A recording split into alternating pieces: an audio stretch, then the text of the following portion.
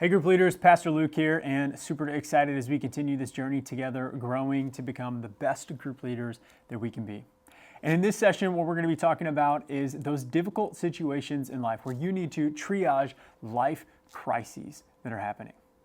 Some of the highlights in this session have to do with just showing up, shutting up, brewing it, and remembering it can be a team approach to care and that you're not alone in dealing with people. So first up here, you need to know as you're setting some ground rules for how you're going to care with people as they're walking through something difficult, is that what they're walking through shouldn't dictate what all of your group is going to experience throughout that session. So while you want people to be able to share about what it is that they are experiencing in their life, and everybody knows a lot of times, sometimes people don't, and it's good to get the elephant in the room out there to be able to name it, but you also want to make sure that it does not monopolize the conversation or the discussion.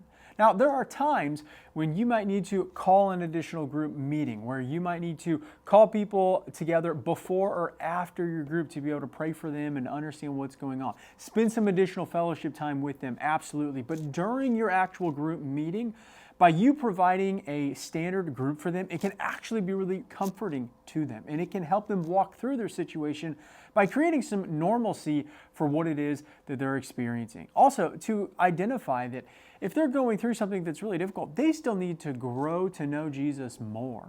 And in fact, God's likely going to use those circumstances in their life for them to get to know Him more. And so you leading well in that season is one of the biggest things that you can do to help navigate that. One of the absolute biggest things that you can do for people as they're walking through something difficult in their lives is just to show up for them. And how often it is that people will not remember the words that you said, but they will remember how you made them feel, and they remember who was there for them. So just showing up and being present for them is really the biggest thing for people. Now, the next biggest thing isn't actually what you say, but rather what you don't. And sometimes we just need to shut up and listen.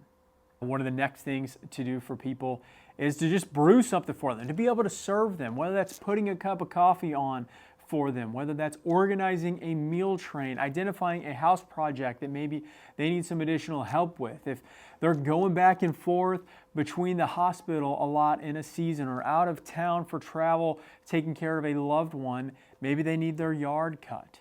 Maybe they need somebody to make sure that their trash is being taken in and out. Maybe you're helping with meals, like I said, a meal train, or you're sending them gift cards for eating out at different places during that season. Whatever the case might be, those are huge steps for them. Now, one of these next ideas here is called the Platinum Rule. And this is something where we often talk about the golden rule, to treat people the way that you would want to be treated. But sometimes we need to go above and beyond that in the idea of irrational hospitality.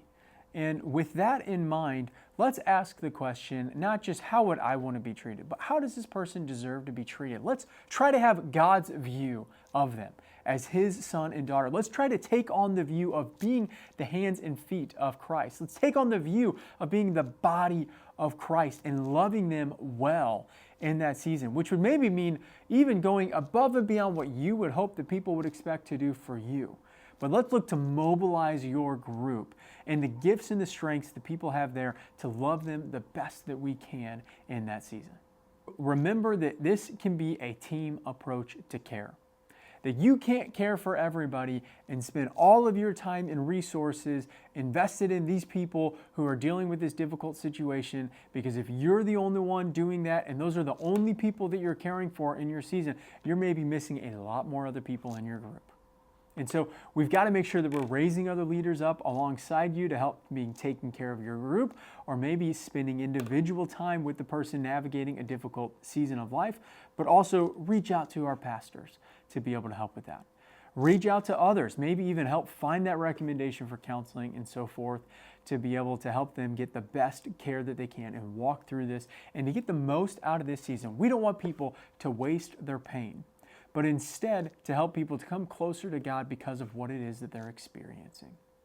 And so as you dig into the sessions that go along with this here, I hope that you will continue to be honest with yourself and ask the questions you can to get some of the resources that might help you to be able to serve others best in this season.